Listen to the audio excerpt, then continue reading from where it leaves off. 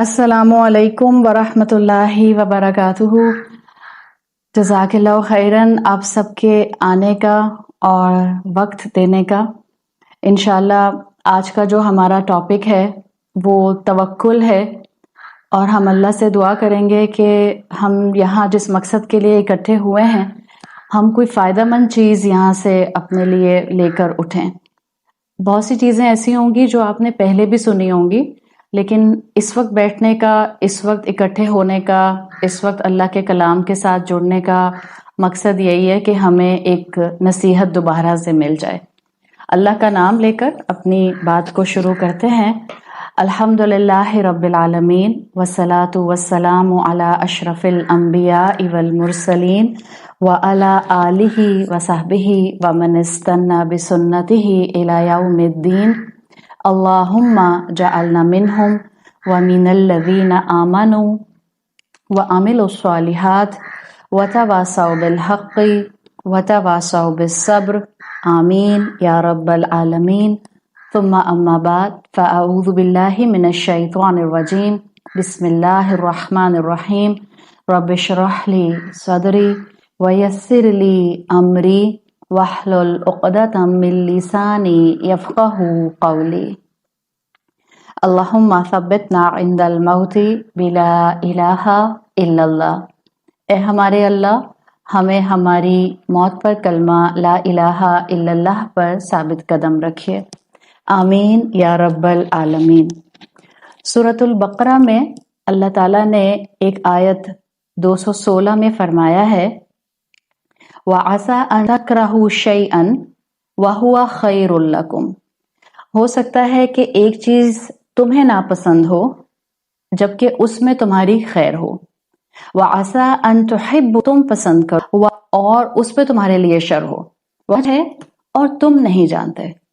اگر اسی آیت کو سامنے میں اپنی بات کو شروع کروں تو جب ہم اپنی آج دیکھتے ہیں تو ایسی چیزیں ہوتی ہیں جو ہماری مرضی کے مطابق ہمیں اور وہی ہمیں پریشان کرنے کا، وہی چیزیں ہماری ہمت توڑنے کا، وہی چیزیں ہمیں اداس کرنے کا سبب بنتی ہیں۔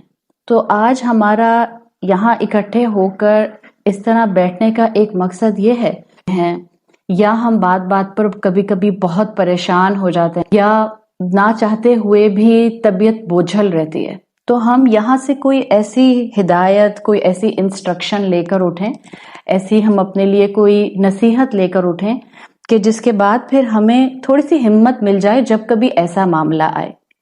ابھی میں نے آپ کے سامنے قرآن کی آیت ترجمے کے ساتھ بھی رکھی اور آپ نے اس کو پڑھ لیا۔ انسان اگر اپنی حقیقت جان جائے تو انسان اپنی زندگی کو ضائع نہ کرے۔ یہ بات آپ نے بچپن سے شاید اپنی والدین سے سنی ہوگی۔ ہم اپنے بچوں کو بھی بعض اوقات یہ بات کہہ رہے ہوتے ہیں کہ بیٹا اگر تمہیں وقت کی اہمیت کا پتہ چل جائے تو تم وقت ضائع نہ کرو۔ آپ کے سامنے یہ آیت، اس آیت کا ترجمہ، آپ کے سامنے ابھی جو میں نے بات رکھی کہ ہم بار بار جلدی پریشان ہو جاتے ہیں، یہ سب باتیں ہم بچپن سے جانتے ہیں، لیکن انسان کو اللہ نے ایک ایسی مخلوق بنایا ہے کہ انسان کو بار بار یاد کرانا پڑتا ہے۔ اللہ کے رسول صلی اللہ علیہ وسلم کی الدارمی میں ایک حدیث آتی ہے، اس میں آپ صلی اللہ علیہ وسلم نے جو الفاظ کہے میں اس کا مفہوم آپ کے سامنے رکھ رہی ہوں، حدیث کی عربی نہیں رکھ رہی تاکہ ہم بات کو ایک فلو میں کرتے رہیں۔ آپ صلی اللہ علیہ وسلم کی حدیث میں آتا ہے کہ 4 چیزوں کو اللہ تعالیٰ نے اپنے ہاتھوں سے بنایا ہے۔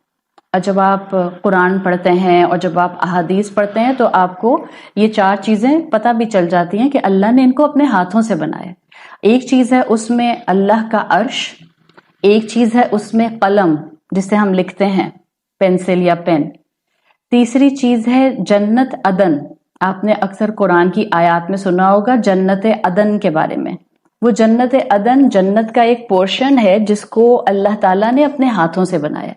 اور اللہ کے رسول صلی اللہ علیہ وسلم کہتے ہیں کہ جو چوتھی چیز جس کو اللہ نے اپنے ہاتھ سے بنایا ہے وہ چوتھی چیز ہے آدم علیہ السلام، اور ہم سب آدم علیہ السلام کی اولاد ہیں۔ تو اگر اس طرح سے ہم چیزوں کو دیکھیں اور سمجھیں تو دیکھیں آپ اور میں اس دنیا میں کتنے بھی پریشان ہوں، مسلمان ہوتے ہوئے جب ہمیں جس وقت بھی یہ احساس گہرائی کے ساتھ محسوس ہو کہ اللہ نے مجھے اپنے ہاتھوں سے بنایا، تو اس کے اندر تھوڑی سی ہمت، تھوڑی سی آپ کے اندر جو ہے وہ اداسی کا کم ہونا آنا چاہیے۔ دیکھیں اسکالرز کہتے ہیں جو 4 چیزیں ہیں نا، جیسے جس میں اللہ نے اپنے ہاتھ سے عرش بنایا، قلم بنائی، جنت عدن بنائی اور آدم علیہ السلام کو بنایا۔ اسکالرز کہتے ہیں اس میں جو لیونگ مخلوق ہے، یعنی جس کو آپ جاندار مخلوق کہتے ہیں، وہ تو آدم علیہ السلام ہے۔ تو آپ کے اور میرے لیے زندگی میں کبھی کبھی اپنے آپ کو مضبوط کرنے کے لیے جو سب سے پہلی چیز ہمیں بار بار اپنے آپ کو یاد کرانی ہوتی ہے، وہ ہوتا ہے کہ اللہ مجھ سے محبت کرتا ہے، اس لیے اللہ نے اتنی مخلوقات میں سے مجھے اپنے ہاتھ سے بنایا ہے۔ اور میں کیونکہ یہ اس لیے کہہ رہی ہوں کہ ہم آدم علیہ السلام کی اولاد ہیں اور اللہ نے ہمیں بنایا۔ اچھا، اللہ نے ہمیں اپنے ہاتھ سے بنایا، آگے بڑھتے ہیں۔ توکل چاہ رہے ہیں نا، اللہ پر اعتماد چاہ رہے ہیں، تو اللہ پر اعتماد اللہ کو جانے بغیر، اللہ پر اعتماد اپنی حقیقت کو جانے بغیر آتا نہیں ہے۔ بعض اوقات ہم ڈائریکٹ ڈھونڈتے رہتے ہیں اور کہتے ہیں بتائیں مجھے میں توکل کیسے کروں۔ تو انشاءاللہ آپ آج کی اس گفتگو سے یہ سیکھ جائیں گی کہ آپ توکل کیسے کریں۔ توکل کرنے کے لیے ہم بعض اوقات کہتے ہیں کہ شاید میں بہت دیر تک جائے نماز پر بیٹھی رہوں اور کوئی بہت لمبا ذکر جو ہے وہ کرتی رہوں، ریپیٹ کرتی رہوں، دہراتی رہوں، تو شاید اس سے توکل آئے گا۔ ہاں، مختلف لوگوں کو مختلف طریقے سے توکل ملتا ہے، لیکن ہم اس وقت اس توکل کی بات کر رہے ہیں جس سے بعض اوقات ہم شاید اللہ کا اس وقت ذکر کرنے کی پوزیشن میں نہ بھی ہوں، تب بھی ہم اس کو ایسے یاد کریں کہ ہمارے اندر ہمت آنا شروع ہو جائے۔ اور وہ طریقہ کیا ہے کہ ہم اللہ کو جانیں، وہ طریقہ کیا ہے کہ ہم اپنی حقیقت کو جانیں۔ اللہ نے مجھے، اور میں نے آپ کو طریقہ نمبر 1 سکھا دیا ابھی، آپ کو جب اداسی آئے، آپ کو جب پریشانیاں آئیں، آپ کو جب یہ محسوس ہو کہ حالات بہت تنگ ہو رہے ہیں، گھر کے اندر پریشانیاں آ رہی ہیں، آپ کے اپنے رشتے آپ کو پریشان کر رہے ہیں، اولاد پریشان کر رہی ہے، خدا نخواستہ بہن بھائیوں کے ساتھ کوئی مسئلہ ہو گیا ہے، آپ کے اپنے گھر میں کوئی مسئلہ ہے، شوہر سے جھگڑا ہے، کوئی بھی چیز پریشانی تو بن سکتی ہے نا، یہ دنیا ہے، پریشانیوں سے بچ کر یہاں پر آپ نہیں رہ سکتے۔ تو اب آج کے بعد جب بھی پریشانی آپ سے بنایا ہے، وہ مجھے ضائع کیسے کر سکتا ہے؟ ایک چیز یہ، پھر اللہ نے جو آپ کو اور مجھے زندگی دی ہے، یہ جو دنیا کی زندگی ہے، یہ تو سب زندگی نہیں ہے نا۔ آپ نے بچپن سے سنا ہوگا، آپ نے اپنے الحمدللہ یہ تربیت سیشن آپ کرتی ہیں، آپ نے اس میں اپنی مختلف استاد سے سنا ہوگا کہ دیکھیں ہم مسلمان ہوتے ہوئے اس کانسیپٹ کے ساتھ ہیں، اس خیال کے ساتھ ہیں کہ ہم اس دنیا میں آئے ہیں، لیکن اس سے پہلے بھی ہماری ایک زندگی تھی، اور اس دنیا کے بعد جب ہم اس دنیا سے تو ختم ہو جائیں گے، اس کے بعد بھی ہماری ایک زندگی ہوگی۔ تو ہم اصل میں اپنی وجود کے درمیان کے حصے میں ہیں۔ اب آپ نے یہ تو پہچان لیا کہ اللہ نے آپ کو اپنے ہاتھ سے بنایا، تو جب جس حصے میں اللہ نے اپنے ہاتھ سے بنایا، وہ حصہ مجھے یاد نہیں ہے۔ جس حصے میں میں اس وقت موجود ہوں، جس کو ہم دنیا کہتے ہیں، وہ ہمیں یاد ہے۔ اور جو ہم اس دنیا کے بعد آگے بڑھیں گے، جو ہماری موت کے بعد سفر شروع ہوگا، وہ تو ہم نے ابھی دیکھا نہیں، وہ تو ہم صرف قرآن سے اور اللہ کے رسول صلی اللہ علیہ وسلم سے سن کر اپنے ایمان کو مضبوط کرتے جاتے ہیں۔ تو اب یہ سمجھیں، اب دوسری طرف آئیں۔ ایک، اللہ نے آپ کو اپنے ہاتھ سے بنایا ہے۔ 2، اللہ نے آپ کو بہت لمبی زندگی دی ہے۔ آپ کی ہو سکتا ہے اس وقت آپ کی عمر 40 سال ہو سکتا ہے اس وقت آپ کی عمر 50 سال ہو سکتا ہے آپ کی عمر اس وقت 30 سال ہو، لیکن اصل میں یہ عمر تو صرف اس دنیا کی زندگی ہے۔ وہ جب ہم روح کی شکل میں اللہ کے پاس تھے، پتہ نہیں وہ کتنے سال ہم نے گزارے۔ وہ جب ہم اس دنیا میں موت کے بعد ایک آگے کے دور میں جائیں گے جس کو آخرت کہتے ہیں، پتہ نہیں ہم وہاں کتنے سال رہیں گے۔ اللہ نے تو ابدن ابدن کہا ہے کہ انسان وہاں ہمیشہ ہمیشہ رہے گا۔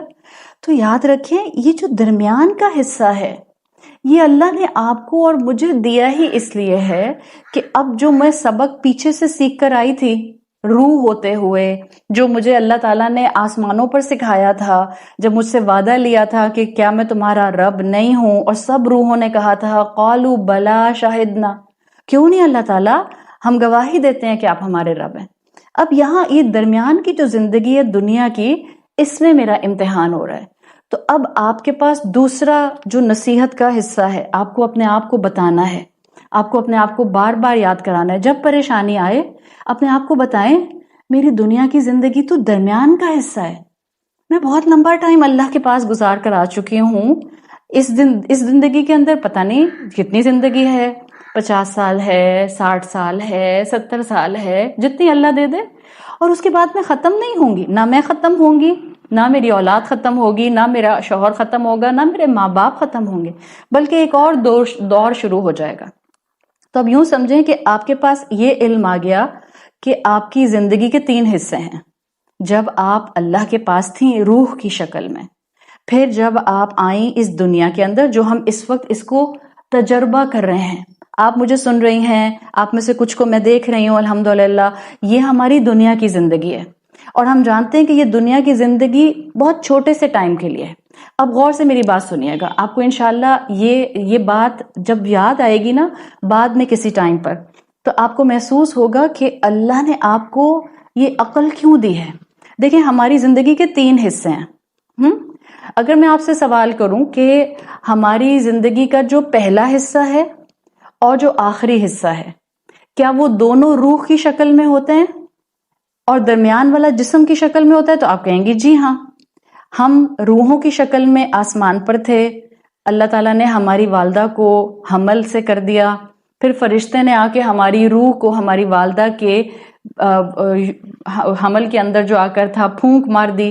ہم اس دنیا میں ایک جسم کے ساتھ ہیں. صحیح؟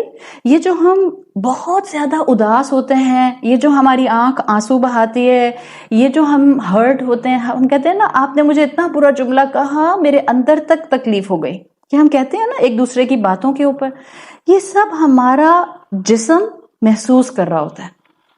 ہمیں اپنا پچھلا وجود یاد نہیں ہے کہ میں روح کی شکل میں اللہ کے پاس تھی تو کیسے تھی. ہمیں تو قرآن نے بتایا تو ہمیں پتہ چل گیا. اسی طرح سے قرآن نے بتایا کہ مرنے کے بعد ہمیں اٹھایا جائے گا تو ہم نے مان لیا. اب یاد رکھیں یہ جو روح ہے نا اس کا اللہ سے بہت گہرا تعلق ہے، اور یہ روح ہمارے پاس اس مڈل، یہ جو درمیان کی دنیا کی زندگی ہے نا یہاں پر بھی ہے.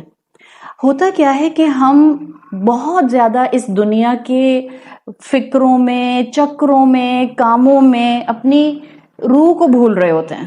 یاد آتی ہے، کبھی کبھی یاد آتی ہے، کبھی کبھی بھول جاتے ہیں، لیکن اکثر و بیشتر ہم اس روح کو بھول جاتے ہیں.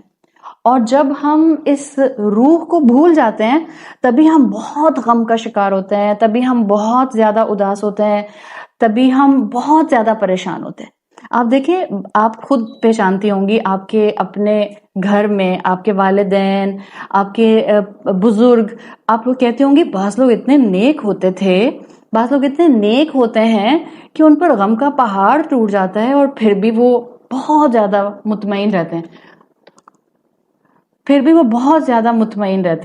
پھر بھی وہ ایسے نہیں ہوتے کہ آپ کو ایسے لگے کہ رو رو کر انہوں نے اپنے آپ کو ہلکان کر لیا. وہ کیوں ہوتا ہے؟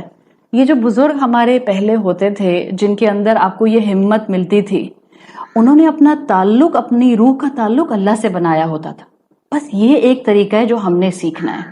جس دن آپ کو یہ یاد رہے گا کہ میری زندگی کے 3 حصے ہیں، صرف یہ دنیا کی زندگی نہیں ہے، جس دن آپ کو ان 3 حصوں کے ساتھ یہ یاد آ گیا کہ میری ان 3 حصوں کے اندر میرا یہاں درمیانی حصہ جسم اور روح کے ساتھ ہے، اور مجھے اس جسم کی فکر کے ساتھ مجھے اپنی روح کی فکر بھی کرنی ہے، آپ کو ہمت آنا شروع ہو جائے گی. اس لیے کہ روح یاد آئے گی، اللہ یاد آئے گا. اللہ یاد آئے گا تو یاد آئے گا ہاں مجھے اس نے اپنے ہاتھوں سے بنایا ہے. اور جب یہ یاد آئے گا کہ اس نے مجھے اپنے ہاتھوں سے بنایا ہے تو آپ پر غم کا پہاڑ ٹوٹے، آپ پر مشکلات آئیں، آپ کے گھر میں پریشانی آئے، آپ کی پریشانی شوہر، ماں باپ، بہن بھائی، اولاد کی طرف سے ہو، ایکسیڈنٹ ہو جائے خدا نخواستہ، غم آ جائے، کوئی گھر کے اندر پیسے کی تنگی آ جائے، کوئی بیماری آ جائے، آپ کو ہمت ملے گی. آپ لکھ کے رکھ لیں، آپ کو انشاءاللہ ہمت ملے گی. جیسے یہ خیال آپ کے ذہن سے ٹکرائے گا میرا اللہ، اس نے مجھے اپنے ہاتھوں سے بنایا ہے، آپ کو اندر سے ہمت ملے گی، اس لیے کہ آپ اپنی روح کو طاقت دے دیں گی. آپ کے جسم کو کمزوری فیل ہوتی ہے، آپ کہتی ہیں ویک، بہت کمزوری ہو رہی ہے، آپ ڈاکٹر کے پاس جاتے ہیں، ڈاکٹر کیا کرتی ہے؟ آپ کو انرجی کا ایک انجیکشن لگا دیتی ہے، طاقت کا انجیکشن لگا دیتی ہے، لگاتی ہے نا. اسی طرح سے جب ہمیں لگے کہ ہمیں دنیا میں بہت گھبراہٹ ہونا شروع ہو گئی ہے، دنیا کے ہمارے مسئلے حل ہی نہیں ہوتے ہیں، ہمارے دنیا کے مسائل ہمیں بہت بڑے محسوس ہونے لگ گئے ہیں، یاد رکھیں اس وقت ہماری روح کو ایک طاقت کے انجیکشن کی ضرورت ہوتی ہے. اور وہ طاقت کا انجیکشن کیسے لگتا ہے؟ اپنی روح کو اللہ کو یاد کرایا جاتا ہے، روح کو بتایا جاتا ہے یہ درمیانی حصہ ہے، یہ نہ بھولنا یہ امتحان کی جگہ ہے، کبھی اولاد سے آزمائی جاؤں گی، کبھی شوہر سے آزمائی جاؤں گی، کبھی ماں باپ سے آزمائی جاؤں گی، کبھی بہن بھائیوں سے آزمائی جاؤں گی، کبھی حالات سے آزمائی جاؤں گی. میرا کام کیا ہے؟ ہمت نہ ہارنا. میرا کام کیا ہے؟ ہر حال میں صبر اور شکر کرنا. تو آپ جب اپنی زندگی کو اس طرح سے سمجھیں گی تو آپ اپنی روح کو طاقت کا انجیکشن لگا سکیں گی. اور یاد رکھیں آپ کی روح کو اللہ سے بہت محبت ہے. اس دنیا میں کوئی انسان ایسا نہیں ہے جس کے لیے میں یہ کہوں کہ یا ہم یہ کہیں کہ اس انسان کی روح اللہ سے محبت نہیں کرتی. آپ کسی غیر مسلم کو دیکھیں، آپ کسی گناہگار کو دیکھیں، آپ کافر کو دیکھیں، آپ مشرک کو دیکھیں، یہ بات یاد رکھیے گا، ہر انسان کی روح اللہ سے محبت کرتی ہے. اس لیے کہ اللہ نے سب انسانوں کی روحوں کو کہا تھا بتاؤ میں کیا تمہارا رب نہیں ہوں، اور سب انسانوں کی روحوں نے کہا تھا کہ بالکل آپ ہمارے رب ہیں.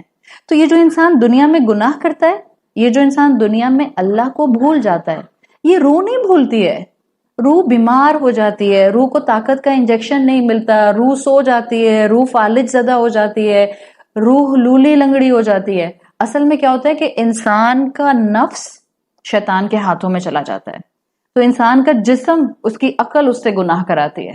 یاد رکھیں کہ کوئی بھی آپ کے آس پاس انسان ہے، ہو سکتا ہے کوئی آپ کے اپنے خاندان میں ایسا انسان ہو جو آپ کو بہت پریشان کرتا ہے، آپ کی زیادتی نہیں ہوتی ہے، آپ کا ظلم نہیں ہوتا، آپ کی طرف سے کوئی ناجائز بات نہیں ہوتی، لیکن وہ آپ کو پریشان کرتا ہے. اپنے رب کو یاد کر کے اس وقت یہ بات کہیے گا اس انسان کی روح تو اللہ سے محبت کرتی ہے، اصل میں یہ انسان اس وقت اپنے نفس کا غلام بن گیا ہے، شیطان کے ہاتھوں میں آ گیا ہے. یاد رکھیے گھر میں ایک عورت کا اللہ پر توکل آنا شروع ہو جائے پورے گھر پر اس کا اثر نظر آتا ہے. آپ کا اپنی زندگی کی حقیقت پر ایک دفعہ توجہ ہو جائے گی نا، آپ اپنے بچوں کو مضبوط کر سکیں گی، آپ اپنے شوہر کو مضبوط کر سکیں گی، آپ اپنے بہن بھائیوں کو مضبوط کر سکیں گی، آپ اپنے آس پاس جو رشتہ دار ہیں، ایون جو آپ کو پریشان کرتے ہیں، آپ کا صبر، آپ کے عمل کی خوبصورتی، جب آپ ان سے نہیں ان کی برائی سے نفرت کریں گی، جب آپ ان کو گناہگار نہیں آپ ان کے نفس کو گناہگار سمجھیں گی، تو آپ کا توکل آپ کے ذریعے خاندان میں خوبصورتی پھیلائے گا. تب آپ نے یاد رکھنا ہے کہ آپ ہر انسان کے بارے میں ایسا سوچیں گی کہ اس کی روح اللہ سے محبت کرتی ہے، اس نے شیطان کی باتوں میں آ کے اپنی روح کو بیمار کر لیا ہے. صحیح؟ اچھا اب آگے بڑھتے ہیں. ہمیں یہ پتہ چل گیا اللہ نے مجھے اپنے ہاتھ سے بنایا اس لیے کہ اللہ مجھ سے محبت کرتا ہے. ہمیں یہ پتہ چل گیا کہ ہم اپنی زندگی کے درمیان کے حصے میں ہیں. ہمیں یہ پتہ چل گیا کہ ہم یہاں امتحان کے لیے ہیں. ہمیں یہ پتہ چل گیا کہ اس دنیا کی زندگی میں ہم نے کانسٹنٹلی اپنی روح کو طاقت کا انجیکشن لگانا ہوتا ہے تاکہ ہم مشکلات میں کھڑے رہیں، تاکہ ہم مشکلات میں اس رب کو یاد کر کے نہ صرف خود مضبوط ہوں، ہم اوروں کو مضبوط کر سکیں. اور جب موت آئے گی نا، جب ہم اپنے زندگی کے تیسرے حصے میں داخل ہوں گے، کیوں روح نکل جاتی ہے فوراً؟ دیکھیں ایک پرندہ ہے، اس کا کام ہی اڑنا ہے. آپ پرندے کو پنجرے میں بند کر دیں، آپ پنجرے کا دروازہ کھولیں، کیا ہوگا؟ فوراً پرندہ اڑ جائے گا. یہی ہوتا ہے نا. اسی طرح سے جیسے ہی ملک الموت آئے گا، وہ روح جو ہمارے جسم کے پنجرے میں ہے وہ تو فوراً نکلے گی. اب کس انسان نے اس دنیا کی زندگی میں کتنی طاقتور روح رکھی اور اس امتحان کو کامیابی سے گزارا، اس کی روح کے لیے آگے بہترین درجات ہیں. اللہ کا انعام ہی انعام ہے، اللہ کی طرف سے اس کے لیے برکتیں اور رحمتیں ہی رحمتیں ہیں. تو اب آپ کا اور میرا کام ہے کہ اپنی اس روح کو طاقت دیں. کیسے طاقت دیں؟ اب اگلی بات سمجھیں. یہ جو دنیا ہے نا، جہاں ہم اپنی زندگی کا وجود کا دوسرا درمیان والا، یہ دنیا اگر میں یہ کہوں کہ اپنی فطرت میں ظلمانی ہے. ظلمانی پتہ ہے نا، جیسے ہم قرآن میں پڑھتے ہیں اللہ نور السماوات والارض، اللہ زمین اور آسمان کا نور ہے. تو اللہ کے ساتھ نور اٹیچ کیا جاتا ہے اور دنیا کی حقیقت کے ساتھ ظلمات یعنی اندھیرے اٹیچ کیے جاتے ہیں. اگر میں ابھی آپ میں سے ہر ایک سے بھی سوال کروں کہ آپ اپنی زندگی کو بیٹھ کر دیکھیں تو آپ میں سے کوئی ایسی خاتون ہیں جو یہ کہیں کہ میری زندگی میں کوئی مشکل نہیں ہے، میری زندگی میں کوئی پریشانی نہیں ہے، میری زندگی میں مجھے کوئی پریشان کرنے والا نہیں ہے؟ ایسی کوئی بھی عورت نہیں ہوگی. نہ صرف عورت، ایسا کوئی مرد نہیں ہوگا. نہ صرف مرد، دنیا پہ آپ کو کوئی ایسا انسان ہی نہیں ملے گا جو کہے کہ اس دنیا کی زندگی میں مجھے کوئی پریشانی نہیں ہے. آپ بھی جانتی ہیں اور میں بھی جانتی ہوں، انسان جھونپڑی میں رہے یا محل میں رہے، پریشانی تو سب کے ساتھ ہے. آخر فرعون کی جو بیوی تھیں، بی بی آسیہ، ان کو کیا پریشانی تھی؟ سب سے طاقتور انسان کی بیوی تھیں، سب سے زیادہ امیر انسان کی بیوی تھیں، ان کا شوہر پوری حکومت کرتا تھا مصر کے اوپر، کیوں پریشان رہتی تھیں؟ تو محلوں میں رہنے والوں کی پریشانیاں الگ ہوتی ہیں، جھونپڑی میں رہنے والوں کی پریشانیاں الگ ہوتی ہیں، ہر انسان کے ساتھ پریشانی اٹیچ ہے. تو اب یہ پوری دنیا، اس کے اندر قدم قدم پر پریشانی آ سکتی ہے. مسئلہ اور طریقہ کار جس کو سمجھنا ہے، جب پریشانی آئے اس پریشانی میں سے گزرنا کیسے ہے. آپ کا بچہ دریا کے دوسرے پار چلا جائے اور آپ ایک پار پر رہ جائیں اور آپ کے پاس اپنے بچے کو حاصل کرنے کا کوئی طریقہ نہ ہو سوائے اس کے کہ آپ نے دریا کراس کرنا ہے، دریا پار کرنا ہے، تو آپ دریا میں ڈوب جائیں گی، بچہ بھی نہیں ملے گا، یا آپ دریا کو ہر حال میں پار کرنے کی کوشش کریں گے. یہ دنیا کا بھی یہی معاملہ ہے. مشکل آئے گی، اس مشکل میں سے ہی گزرنا ہے، اس مشکل میں ہی اپنے رب کو ذہن میں رکھتے ہوئے میرا رب مجھے ہمیشہ طاقت دے گا. یہ دنیا کی پریشانیوں کو آپ کو اور مجھے یوں سمجھ لیں، ان کو سمجھنا آ جاتا ہے جب آپ کو اور مجھے اللہ کی طرف سے یہ چیز مل جاتی ہے کہ اللہ مجھے ضائع نہیں کرے گا. صفا اور مروہ کا نام تو آپ سب نے سنا ہے. ہم جب حج پر جاتے ہیں یا عمرہ کرنے جاتے ہیں تو دو پہاڑیاں جس کے درمیان میں ہم جانتے ہیں کہ اللہ تعالیٰ نے عورت صبر کی، ان دونوں پہاڑیوں کو صفا مروہ کے لوگ ایک عورت کی سنت کو فالو کریں گے. ایک عورت کی سنت کے پیچھے مرد ہوں یا عورت، حج کریں یا عمرہ کریں، تو یہ صفا مروہ نہیں. عورتیں کبھی اپنے آپ کو کمزور نہ سمجھیں، ہم عورتیں اپنے آپ کو کبھی بھی کم مخلوق نہ سمجھیں، ہم عورتیں کبھی بھی اپنے آپ کو اپنے رب سے دور نہ سمجھیں. اللہ نے مجھے اور آپ کو ایسی طاقت دے کر پیدا کیا ہے کہ وہ طاقت جس میں ہم اپنے جذبات کو تھام سکتے ہیں، ہم صبر کا مظاہرہ کر سکتے ہیں، ہم حالات میں نہ صرف خود مضبوط رہ سکتی ہیں، ہم پورے خاندان کو مضبوط رکھ سکتے ہیں. صرف کب؟ جب آپ کا اللہ سے تعلق ہوگا، جب آپ کو اللہ پر توکل ہوگا. آپ دیکھیں صفا مروہ کی کہانی جو آپ کے بھی ذہن میں آ رہی ہے نا، ایک عورت ابراہیم علیہ السلام کی وائف، جن کو بغیر کسی ریزن کے، ابراہیم علیہ السلام کے پاس کوئی ریزن، کوئی وجہ نہیں تھی کہ ان کو کیوں مکہ کی اس وادی میں چھوڑیں، سوائے اس کے کہ ان کے رب نے ان سے کہا تھا. اللہ کے حکم پر اپنی بیوی کو اور اپنے نئے پیدا ہوئے بچے کو تپتے صحرا میں چھوڑا. اور اس عورت کا توکل کیا تھا؟ کیا الفاظ آتے ہیں حدیث میں، جب انہوں نے ابراہیم علیہ السلام سے ایک مرتبہ پوچھا، جب وہ چھوڑ کر جا رہے تھے، آپ کیوں جا رہے ہیں، آپ ہمیں یہاں کیوں چھوڑ رہے ہیں؟ انہوں نے جواب نہیں دیا. دوسری مرتبہ پوچھا، ابراہیم علیہ السلام نے جواب نہیں دیا. تیسری مرتبہ پوچھا، جب ان کے شوہر پھر بھی خاموش رہے تو کیا کہا انہوں نے؟ اللہ نے آپ کو ایسا کرنے کا اگر حکم دیا ہے تو میرا ایمان ہے کہ اللہ ہمیں کبھی ضائع نہیں کرے گا. یہ ہے توکل، یہ ہے رب پر یقین. یہ آپ نے اور میں نے لینا ہے اپنی زندگی کے اندر. یہ ہے میری روح کا طاقت کا انجیکشن. میرا اللہ مجھے ضائع نہیں کرے گا. آپ کو جس گھر میں اللہ نے پیدا کیا، آپ کو جس شوہر کے ساتھ اللہ نے نکاح میں باندھا، آپ کو جو بچے اللہ نے دیے، آپ کو جو میکہ اور سسرال ملا، یہ کسی کی پلاننگ نہیں ہے سوائے اللہ کی پلاننگ کے. یہ اس کی پلاننگ ہے. اس نے ہمیں ہر گھر کے اندر باقاعدہ، جیسے پودا ایک جگہ پر اگایا جاتا ہے اللہ نے ہمیں اپنے اپنے گھروں کے اندر ایک پوری پلاننگ کے ساتھ رکھا ہے. تو اپنے اندر وہی صبر لے کر آئیے جو بی بی ہاجرہ کا صبر تھا. یاد رکھیں مشکل میں اللہ مجھے ضائع نہیں کرے گا. اللہ مجھے حالات پر صبر کرنے والا بنائے. آپ اور میں صبر کریں گے تو یقین رکھیے گا زمزم کے میٹھے چشمے پھوٹتے ہیں. جب تب پھوٹا تھا آج بھی معجزے ہوتے ہیں اور ہوں گے. آپ اپنے ذہن میں کوئی پریشانی لے آئیں, آپ کا صبر آپ کو انشاءاللہ اپنے خاندان میں ایک مضبوط عورت, ایک مضبوط سہارا اور آپ کو ایک مضبوط پہاڑ کی طرح کھڑا کر کے رکھے. پہاڑ کیوں اچھا لگتا ہے؟ پہاڑ اس لیے اچھا نہیں صرف لگتا کہ پہاڑ جو ہے وہ بہت خوبصورت لگتا ہے اور اس کی ایک جو ہے وہ شخصیت ہوتی ہے. پہاڑ کی اچھائی یہ بھی ہے کہ پہاڑ کے اندر مضبوطی ہوتی ہے. پہاڑ کی مضبوطی سب کو اچھی لگتی ہے. اسی طرح وہ انسان خاندان میں جو مضبوط ذہن کا ہوتا ہے, آپ کہتی ہیں نا اس کے اعصاب بہت مضبوط ہیں, آپ کہتی ہیں کہ وہ انسان خوشیوں میں بھی آپے سے باہر نہیں ہوتا اور وہ انسان غم بھی پڑتا ہے تو ایسا نہیں ہوتا کہ اس کا ہارٹ اٹیک ہی ہو جائے. یہ ہوتی ہے انسان کی مضبوطی. اور مضبوط انسان وہ ہوتا ہے جس کی روح کو ہر وقت طاقت کا انجیکشن اللہ کے کلام کے ذریعے ملتا رہتا ہے.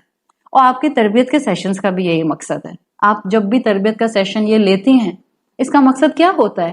ہم یہاں پر کوئی پارٹی کرنے نہیں آتے, ہم یہاں پر خدا نخواستہ گوسپ کرنے نہیں آتے, ہم ایک دوسرے کی باتیں کرنے نہیں آتے ہیں, ہم یہاں پر جو ہے وہ تیار ہو کر صرف اور صرف اس لیے نہیں آتے کہ میں اپنی پکچرز کھینچ سکوں. ہمارا یہاں آنے کا کیا مقصد ہوتا ہے؟ ان تربیت کے سیشنز کا, ان کلاسز کا کیا مطلب ہوتا ہے؟ یہی کہ میری روح کو طاقت کا انجیکشن لگ جائے, مجھے اللہ یاد آ جائے, مجھے یہ یاد آ جائے کہ میری وجود کا یہ درمیانی حصہ ایک امتحان ہے اور میں اس طاقت کے انجیکشن کے ساتھ جب اپنے گھر میں واپس جاؤں تو چھوٹی چھوٹی باتوں کے اوپر پریشان نہ ہوں, لوگوں کی چھوٹی چھوٹی غلطیوں پر ان سے بلا وجہ نہیں الجھوں, ایک دوسرے کی چھوٹی چھوٹی غلطیاں معاف کر دوں. اپنے گھر کے اندر موجود انسانوں کو جب غلطی کرتے دیکھوں تو یہ جان لوں ان کی روح تو اللہ سے محبت کرتی ہے, یہ شیطان کے ہاتھ میں آ گئے ہیں, مجھے محبت سے ان کو ڈیل کرنا ہے. آپ سوچیں آپ کو بخار ہو رہا ہے, آپ ڈاکٹر کے پاس جاتے ہیں اور آپ ڈاکٹر کو کہتی ہیں ڈاکٹر صاحبہ میرے سر میں درد ہے, میرے پیٹ میں درد ہے, میری کمر میں درد ہے, میرے پورے جسم میں درد ہے. اور ڈاکٹر کہے کیا مسئلہ ہے, اتنے مسئلے ہیں آپ کے ساتھ, میں آپ سے باتیں نہیں کرتی. تو اس پہ ڈاکٹر نے تو اپنا کردار ادا ہی نہیں کیا.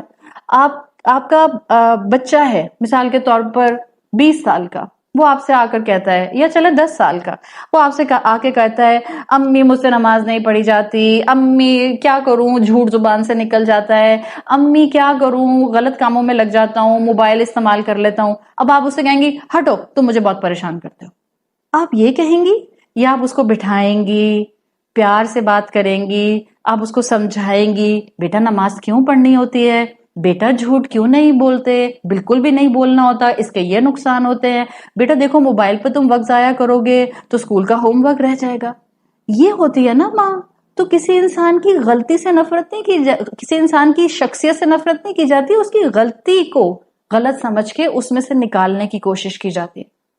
اب جب اتنی باتیں ہمیں سمجھ آ گئیں تو اب ہمارا کام کیا ہے کہ یہ جو ہم کہہ رہے ہیں بار بار کہ اللہ ہماری روح کو طاقت کا انجیکشن لگ جائے, تو طاقت کا انجیکشن لگانے کا طریقہ کیا ہے کہ آپ پریشانیوں میں پریشان نہ ہو. طاقت کا انجیکشن لگانے کا طریقہ ہے اللہ کے کلام کو سمجھنا, اور اللہ کے کلام کو آج سمجھنا کوئی مشکل نہیں ہے آپ کے لیے. تو الحمدللہ یہاں پر جو ہے وہ انتظام کیا جاتا ہے کہ آپ کے اس طرح سے جو ہیں وہ سیشنز کرا لیے جائیں. اس کے علاوہ کئی طریقے ہیں اپنی روح کو طاقت کا انجیکشن لگانے کے, تاکہ ہمیں اللہ یاد رہے, تاکہ ہم اللہ کو مشکل میں یاد رکھیں, تاکہ مشکل میں اپنے آپ کو بتائیں یہ مشکل مجھے مشکل لگ رہی ہے, لیکن اگر میں نے اس کو امتحان سمجھا تو یہ انشاءاللہ مجھے فائدہ دے گی.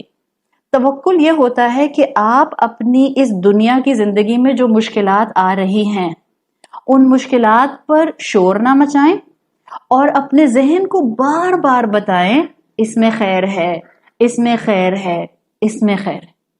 جب آپ اپنے آپ کو بار بار یہ کہتی ہیں نا مشکل کو دیکھ کے کیا مصیبت ہے, کیا پریشانی ہے, کیا مجھ پر ہی پریشانیاں آتی ہیں, جب ہم شکوہ کرتے ہیں نا تو ذہن بھی نا پھر اسی طرف سوچنے لگ جاتا ہے، ہمت ٹوٹنے لگ جاتی ہے، پریشانی آنے لگ جاتی ہے. اور جب آپ اس کے الٹ اپنے آپ کو بتاتی ہیں، آج کے بعد خدا نہ خواستہ ہم اللہ سے ہمیشہ دعا کرتے ہیں کہ اللہ ہماری زندگی کو آزمائشوں سے محفوظ رکھیے.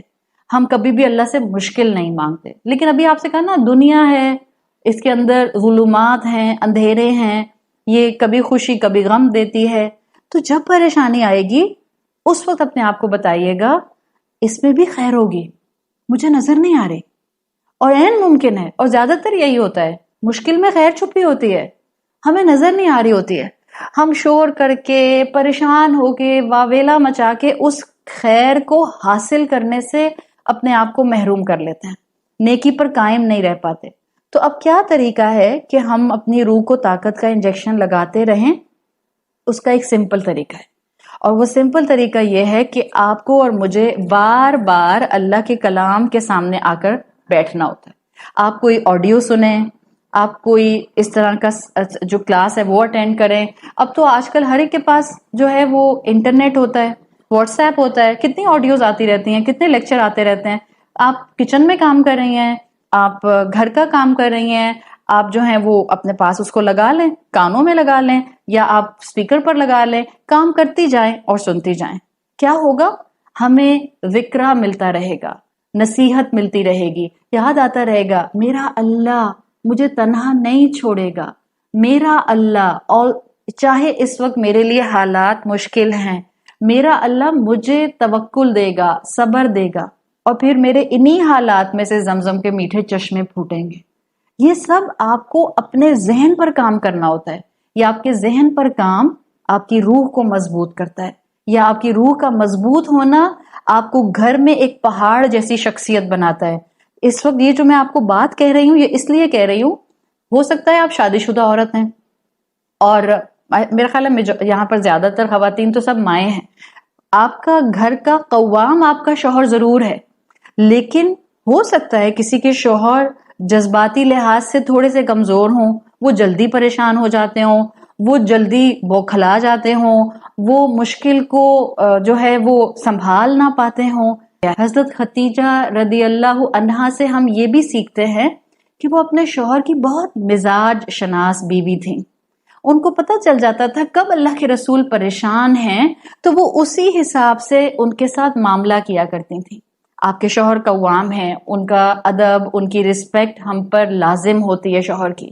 ساتھ ساتھ آپ کی شخصیت جتنی مضبوط ہوگی، پہاڑ کو یاد کر لیں، جہاں آپ نے یہ یاد رکھنا ہے کہ آپ کو ہر وقت اللہ کو یاد کرنا ہے، وہاں آج سے اپنے آپ کو بتائیں. اب جا کر خاندان میں نہیں بتائیں گے آج سے میں اپنے آپ کو پہاڑ سمجھنے لگ گئی، نہیں، اپنے آپ کو بتائیے گا. جب نماز پڑھیں تو اپنے آپ کو بتائیں، جب دعا مانگیں تو اپنے آپ کو بتائیں، جب گھر کے کام کر رہی ہوں کوئی پریشانی ذہن میں آ جائے، جب سننے میں کوئی مسئلہ آئے، اپنے آپ کو بتائیں اندر ہی اندر مجھے اپنے خاندان میں پہاڑ جیسی شخصیت بننا ہے.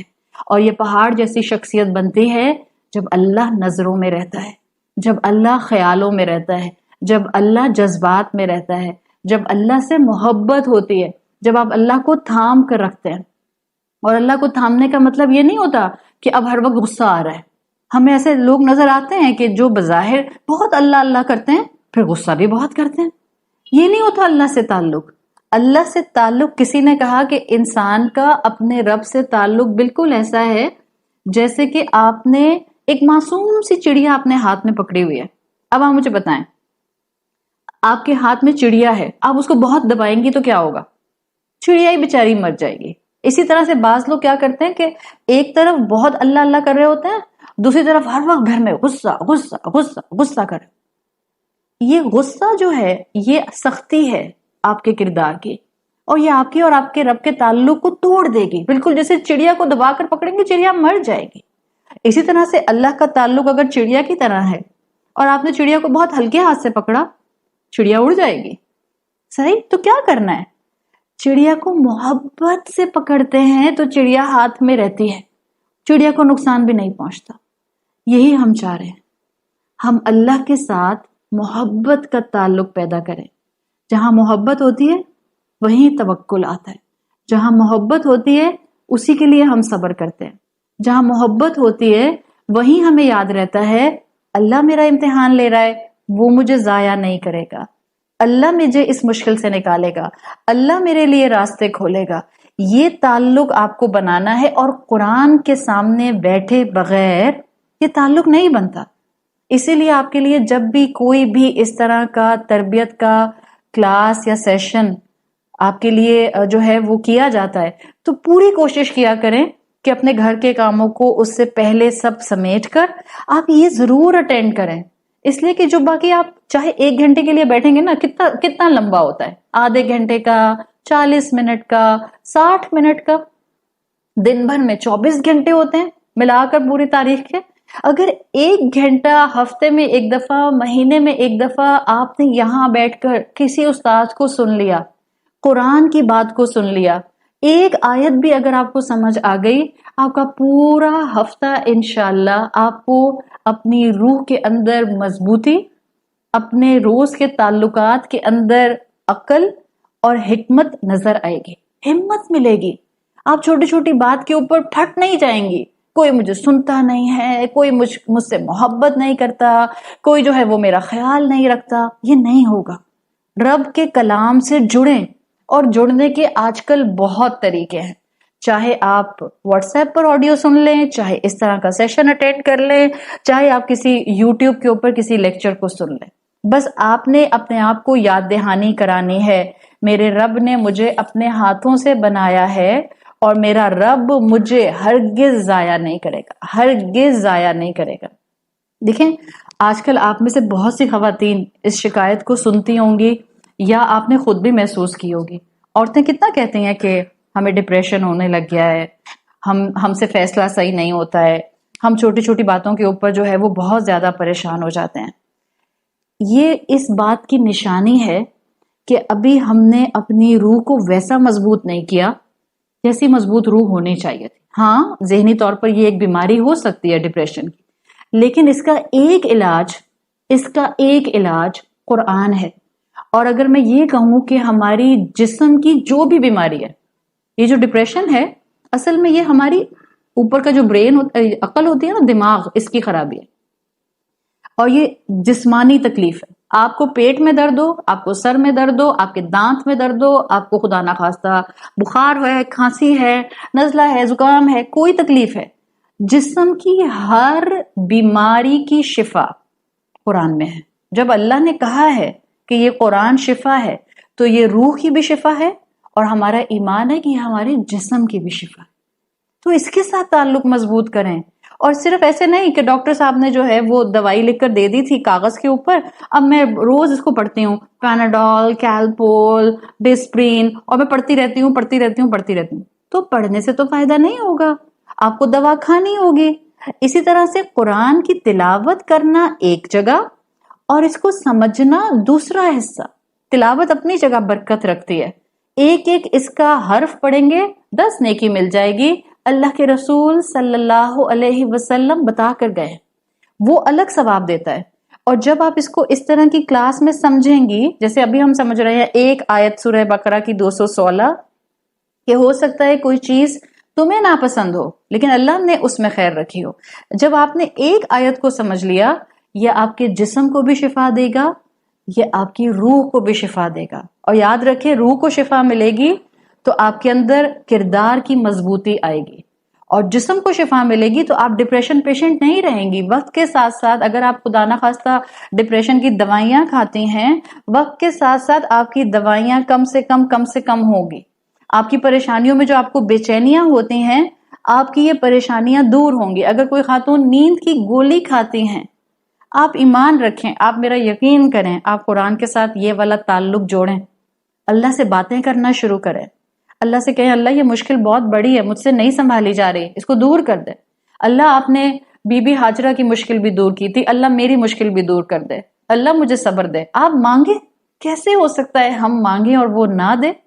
اس کے لیے تو کہتے ہیں نا کہ اگر وہ عطا کی انتہا نہ کر دے، مانگ کر تو دیکھو، اگر وہ عطا کی انتہا نہ کر دے تو کہنا. اور یہ حقیقت ہے، مانگنے والا مانگتا ہے تو اللہ عطا کی حد کر دیتا ہے. توکل چاہیے تو بس اپنی زندگی میں اپنے رب کے ساتھ تعلق بنا لے. ایک تعلق بنے گا قرآن سے جڑ کر، قرآن کی تلاوت اور قرآن کا اس طرح کا فہم جس میں ہمیں ایک آیت بھی سمجھ آ جائے، اور ایک تعلق بنتا ہے انسان کا اللہ کے ساتھ نماز کے ذریعے۔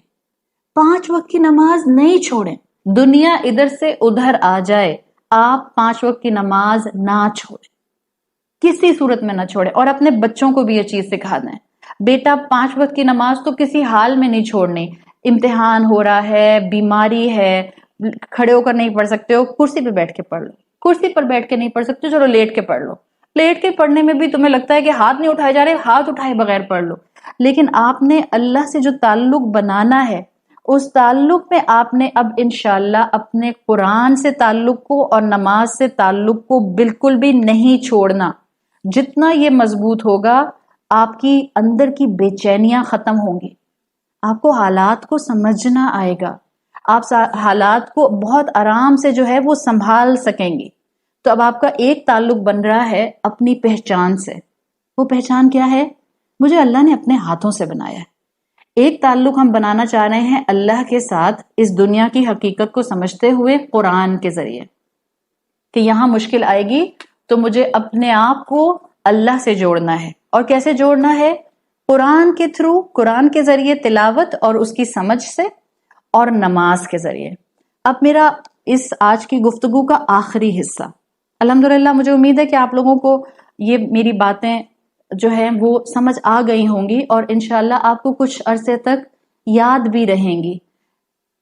قرآن کے اندر ایک واقعہ ہم پڑھتے ہیں جو سورہ بقرہ کی آیت نمبر 216 ہی کو سمجھنے کے لیے بہت فائدہ دیتا ہے۔ قرآن میں آپ نے موسیٰ علیہ السلام کا ذکر کئی دفعہ پڑھا ہے۔ سورۃ الکہف ہم الحمدللہ کوشش کرتے ہیں کہ ہم ہر جمعے کو پڑھ لیں۔ اگر ہم پوری سورہ کہف نہیں پڑھ پاتے ہیں تو کم سے کم شروع کی 10 آیات تو ضرور بالضرور پڑھ لیا کریں، تاکہ اللہ تعالی ہماری ایک جمعے سے دوسرے جمعے تک بہت سی آزمائشوں اور فتنوں سے ہماری حفاظت فرما لیں۔ سورہ کہف کے اندر جو آپ کو واقعہ ملتا ہے حضرت موسیٰ اور حضرت خضر کا، حضرت موسیٰ اور حضرت خضر کا جو واقعہ ہے وہ مجھے اس کو تفصیل سے یہاں بتانے کی ضرورت نہیں ہے، اس لیے کہ الحمدللہ ہم سب جانتے ہیں کہ اللہ تعالیٰ نے موسیٰ علیہ السلام کو سکھانے کے لیے، ان کو علم دینے کے لیے، موسیٰ علیہ السلام کو یہ بتانے کے لیے کہ اس وقت بھی ان سے زیادہ علم والا کوئی موجود تھا، اللہ تعالیٰ نے ایک اس واقعے سے گزارا، اور موسیٰ علیہ السلام کے ذریعے اللہ تعالیٰ نے ہمیں بہت کچھ بتا دیا کہ ہم بھی زندگی میں ان چیزوں کو سمجھ سکیں جو بظاہر بری نظر آ رہی ہوتی ہیں، لیکن اگر ہمیں اس کے پیچھے اللہ کی حکمتیں نظر آ جائیں تو اس میں ہمارا مستقل فائدہ ہوتا ہے۔ 3 واقعات جو موسیٰ علیہ السلام اور حضرت خضر کے واقعے میں ملتے ہیں، وہ ایک کشتی والا واقعہ تھا نا، کہ جب موسیٰ علیہ السلام حضرت خضر کے ساتھ ایک کشتی میں گئے ایک جگہ سے دوسری جگہ جانے کے لیے، ثابوت کشتی تھی، حضرت خضر نے اس کے اندر سوراخ کر دیا۔ بہت ہی عجیب بات لگی موسیٰ علیہ السلام کو، ارے یہ کیا، اچھی خاصی کشتی میں آپ نے سوراخ کر دیا، ایک تو وہ لوگ ہمیں جو ہے وہ لے کر جا رہے ہیں اپنے ساتھ، اپنی سواری شیئر کر رہے ہیں، اور آپ نے جو ہے ان کی کشتی میں سوراخ کر دیا۔ عجیب لگا نا موسیٰ علیہ السلام کو۔ بالکل اسی طرح سے موسیٰ علیہ السلام کو یہ بھی عجیب لگا کہ جب ایک لڑکا تھا، اس لڑکے کو حضرت خضر نے جو تھا وہ قتل کر دیا۔ موسیٰ علیہ السلام کو بہت عجیب لگا۔ پھر جس علاقے میں پہنچے تھے وہاں کے لوگوں نے حضرت موسیٰ اور حضرت خضر کی مہمان نوازی سے انکار کر دیا تھا۔ اسی علاقے میں جہاں لوگوں نے ان کو مہمان بنانے سے انکار کیا، کھانا دینے سے انکار کیا، حضرت خضر نے وہاں پر بالکل الگ طریقے سے، عجیب طریقے سے ایک دیوار کھڑی کر دی۔ تو موسیٰ علیہ السلام کو الگ الگ لگا تھا، عجیب عجیب لگا تھا، ان کو لگا تھا یہ کیا، سمجھ ہی نہیں آ رہا۔ ہماری زندگی میں ایسے بہت دفعہ معاملات ہوتے ہیں، کبھی کبھی ہمارے اپنے قریبی لوگ ہمارے ساتھ وہ کر جاتے ہیں، ہم کہتے ہیں ارے یہ کوئی کرنے کی بات تھی، مطلب کوئی اس کے اندر تو کوئی کسی قسم کا کوئی تعلق ہی نہیں بن رہا، میں ان کی اچھائی چاہتی ہوں، یہ میرے ساتھ برائی کرتے ہیں، میں ان کے لیے دعائیں کرتی ہوں، یہ مجھے برا سمجھتے ہیں، میری زندگی میں نے تو صدقہ کیا تھا، یہ کیا، میرے لیے تو آزمائش آ گئی، خدا نہ خواستہ کسی کے شوہر کی نوکری چلی گئی، کسی کا کاروبار ختم ہو گیا، کسی کے اوپر بیماری آ گئی، تو ہم پریشان ہو رہے ہوتے ہیں، ہم کہتے ہیں کیا عجیب معاملہ ہے، اب تو میں نے نمازیں پڑھنا شروع کی تھیں، یہ کیا بات، اب میری زندگی کے اندر لڑائی جھگڑے کیوں آ گئے؟ تو انسان سوچتا ہے جب اس طرح کی عجیب باتیں ہوتی ہیں کہ ہم تو اللہ سے جڑے ہوئے تھے، موسیٰ علیہ السلام کو بھی عجیب لگا تھا. تو یہ اللہ ہمیں قرآن کی باتوں سے بہت کچھ سکھانا چاہتے ہیں. ہمارا کام ہے سیکھنا، اور سیکھنے کے لیے وہی بات، کلاس میں انسان آ کر بیٹھتا ہے. دیکھیں یہ جو 3 واقعات تھے نا، میرے پاس بہت لمبا ٹائم تو نہیں ہے کہ میں آپ کو ان 3 واقعات کا تعلق موسیٰ علیہ السلام کی زندگی سے بتاؤں، لیکن میں تھوڑا تھوڑا بتاتی ہوں، آپ کو انشاءاللہ یاد رہ جائے گا. اور جب آپ سورہ کہف پڑھیں گی یا آپ کبھی سورہ کہف کو کسی اور استاد سے سنیں گی، آپ کو اس کو نا اس سے جوڑنا آ جائے گا. دیکھیں یہ جو حضرت خضر نے کشتی میں سوراخ کیا تھا، عجیب بات تھی نا، پانی اور کشتی آپ کو نظر آ رہی ہے. تو موسیٰ علیہ السلام کی زندگی میں موسیٰ علیہ السلام کو یاد کرانا مقصد تھا، تمہاری امی نے بھی تو عجیب طریقے سے تمہیں نیا بچہ ہوتے ہوئے ایک ٹوکری میں ڈال کے دریا میں بہا دیا تھا. تو لگ تو عجیب رہا تھا، لیکن فائدہ نکلا یا نہیں نکلا؟ موسیٰ علیہ السلام بچ گئے قتل ہونے سے، جبکہ فرعون تب بچوں کو بنی اسرائیل کے اس وقت قتل کر رہا تھا.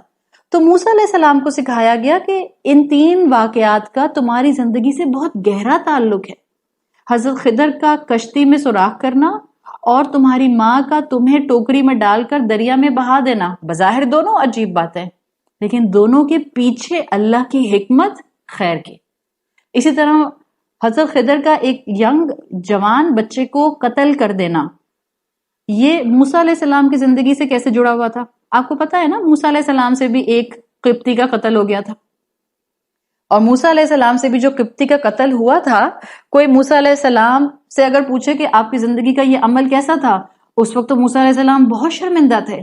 اس کے پیچھے فائدہ خیر کیا نکلی؟ اس قتل کی وجہ سے موسیٰ علیہ السلام نے مصر چھوڑا، مدین چلے گئے، ان کو نبوت ملی، ان کو فیملی ملی، ان کی شادی ہو گئی، ان کا نکاح ہو گیا. تو بظاہر تو قتل ہو جانا ان سے ایک بہت برا عمل تھا، لیکن پیچھے کی خیر اللہ نے کچھ نہ کچھ ان کے لیے سنبھال کر رکھی تھی. اسی طرح یہ جو دیوار والا واقعہ ہے کہ موسیٰ علیہ السلام نے حضرت خضر سے کہا کہ آپ نے جو ہے وہ دیوار کیوں بنا دی، اور حالانکہ وہ لوگ آپ کو کھانا کھلانے کو تیار نہیں تھے، آپ کو دیوار کی اجرت بھی نہیں دیتے. کہا تھا نا موسیٰ علیہ السلام نے. ذرا اس کو موسیٰ علیہ السلام کی زندگی پر لگائیں. موسیٰ علیہ السلام نے بھی تو 2 لڑکیوں کو پانی بھر کے دیا تھا اور اجرت کوئی بھی نہیں لی تھی.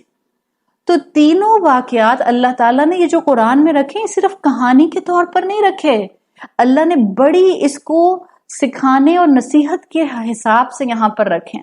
تو اب ہمیں بھی اس چیز کو اپنی زندگی پر لے کر آنا ہے. آپ کی زندگی میں جو بھی آج مشکلات ہیں، اگر آپ صبر کے ساتھ ان مشکلات پر اپنے آپ کو قائم رکھتی ہیں، اور کیسے قائم رکھتی ہیں؟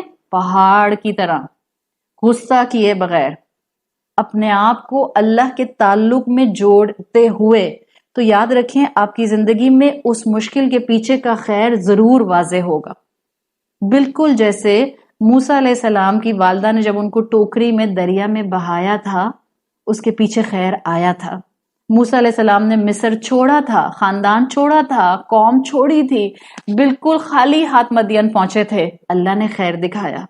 موسیٰ علیہ السلام نے بغیر اجرت کے 2 لڑکیوں کا پانی بھر کے دیا تھا، اللہ نے خیر دکھایا، اللہ نے فیملی دی، نکاح کروایا، گھر دیا. 8 سے 10 سال تک موسیٰ علیہ السلام وہاں پر رہے.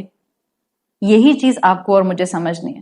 تو آخری اپنی بات کو مکمل کرتے ہوئے کچھ چیزیں یاد رکھیں. اللہ پر توکل یہ ہے کہ ہر لمحے مجھے یاد رہے وہ جس نے مجھے اپنے ہاتھوں سے بنایا ہے وہ مجھے رسوا نہیں کرے گا جب تک میں اس کی بندی بن کے رہوں گی. وہ جس نے مجھے اپنے ہاتھوں سے بنایا ہے وہ میری مشکل کو دور کرے گا، وہ صرف میرا امتحان لے رہا ہے. یاد رکھیں اس بات کو کہ اللہ جو کرتا ہے اس میں بہتری ہوتی ہے. بس یہ چیز اپنے آپ کو بتاتی رہیں، چلتے پھرتے اٹھتے بیٹھتے، اللہ میری زندگی میں جو بھی کرے گا. جبکہ آپ نماز پڑھنے والی، قرآن پڑھنے والی، سچ بولنے والی، غیبت سے اپنے آپ کو بچانے والی، جھوٹ سے بچانے والی، اللہ کے رسول صلی اللہ علیہ وسلم سے اپنا تعلق مضبوط رکھنے والی، اس میں آپ کے لیے خیر ہوگی. بس ہم رات مستقیم نہ چھوڑیں، ہم اللہ سے محبت کرنا نہ چھوڑیں. اب آپ کی زندگی میں جو بھی ہو اور جو بھی ہوگا میں اب آپ کو پتا چل گیا، کبھی اچھا ہوگا، کبھی مشکل ہوگا. اچھا تو سب کو اچھا لگتا ہے، مشکل میں ہی مشکل آتی ہے نا، مشکل میں ہی سوچنے لگ جاتے ہیں. مشکل میں ہی پریشان ہوتے ہیں، تو مشکل میں بھی اپنے آپ کو بتائیں میں صراط مستقیم پر چلنے کی کوشش کر رہی ہوں، اب جو ہوگا اچھا ہوگا۔ اللہ کے ساتھ اپنے تعلق میں کبھی بھی نا امیدی نہیں لے کر آئیں، اور اللہ کے کسی حکم کو کبھی بھی یہ کہہ کر نہیں چھوڑیں مجھے نہیں سمجھ آیا یہ کیسا حکم ہوا۔ سمجھ آئے یا نہ آئے، اس رب پر توکل کرتے ہوئے اس حکم کو پہچان لیں، اس کے پیچھے انشاءاللہ بہترین حکمت ہی ہوگی۔ تو ہم اللہ سے دعا کرتے ہیں کہ اللہ تعالیٰ میں محبت، اپنا تعلق اور اپنے اوپر بہترین توکل صبر کے ساتھ عطا فرمائے۔ اللہ تعالیٰ ہماری زندگیوں میں جو آزمائشیں ہیں ان کو اپنی رحمت سے دور فرمائے۔ اللہ تمام بیماروں کو شفائے کلی عطا فرمائے۔ اللہ تعالیٰ ہمارے گھروں میں جو پریشانیاں ہیں اس کو اپنی رحمت سے خوشیوں میں بدل دے۔ اللہ ہمیں اور ہمارے گھر والوں کو صراط مستقیم پر چلائیے۔ اللہ ہمیں اور ہماری اولادوں کو 5 وقت کا نمازی بنائیے۔ اللہ ہمیں اور ہماری اولادوں کو اور ہمارے گھر والوں کو اللہ کے رسول صلی اللہ علیہ وسلم والا اخلاق عطا فرمائیے۔ اللہ ہمیں اپنے والدین کے لیے اور ہماری اولادوں کو ہمارے لیے بہترین صدقہ جاریہ بنائیے۔ اللہ تعالیٰ ہمارا یہاں اکٹھا ہونا قبول فرمائے، اور اللہ ہم اپنی زندگی میں جب بھی مشکل آئے ہمیشہ آپ کی طرف دیکھیں، کبھی آپ سے بدگمان نہ ہوں، اور ہمیشہ یہ یاد رکھیں کہ اگر میں نے صبر کیا تو اللہ مجھے کبھی ضائع نہیں کرے گا۔ اللہ اس صبر کے بدلے مجھے دنیا اور آخرت میں کئی انعام عطا فرمائے گا۔ سبحانک اللہم و بحمدک، نشہد ان لا الہ الا انت، نستغفرک و نتوب الیک۔ جزاک اللہ خیرن۔